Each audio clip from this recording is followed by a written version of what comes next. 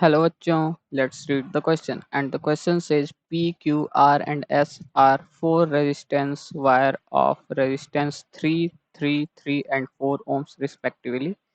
They are connected to form the four arms of Wheatstone bridge circuit. Find out the resistance with which S must be shunted in order that bridge may be balanced. तो basically हम लोग का question क्या कह रहा है कि हम लोग के पास 4 वायर हैं जिससे हम लोग मीटर ब्रिज बना रहे हैं। तो हम लोग का इस सिनेरियो कुछ ऐसा है, हम लोग बना लेते हैं इसको। ठीक, ये और यहाँ से गैल्वेनोमीटर जी। ठीक, तो यहाँ से देखें तो ये P है, ये Q है, ये R है, ये S है। अब S के साथ हमको कह रहा है कि कौन सा ऐसा मतलब कि कितना रेजिस्टेंस RS, लेट से RS का रेजिस्टेंस अगर हम लोग कर रहे हैं तो ये व्हीटस्टोन ब्रिज बैलेंस हो जाए।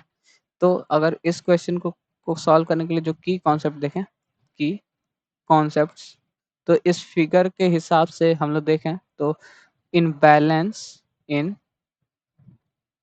बैलेंस्ड व्हीटस्टोन ब्रिज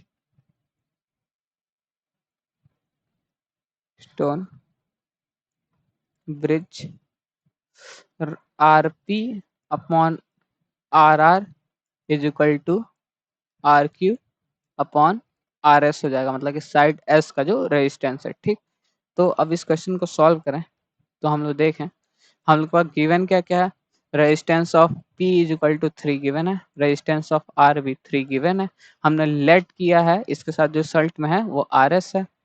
ठीक, और Q का जो रेजिस्टेंस है वो 3 है, और RS को हम लोग लेट से जो रेजिस्टेंस ऑफ ये सॉरी इसको हम लोग कुछ और मान लेते हैं, R1 मान लेते हैं। ठीक, R1 रेजिस्टेंस के साथ इसको सेट किया तो यहाँ पे RS जो साइड S के में रेजिस्टेंस है। ठीक, ये 3 3 कट गया, तो यहाँ से RS इज इक्वल टू 3 आ गया। अब RS देखें तो RS को हम लोग क्या लिख सकते हैं, यहाँ पे इसका रेजिस्टेंस प्लस ये पैरेलल में, तो पैरेलल में जो R इक्विवेलेंट होता है जब दो होते हैं तो ये क्या हो जाएगा 4 into R1 upon 4 plus R1 is equal to 3।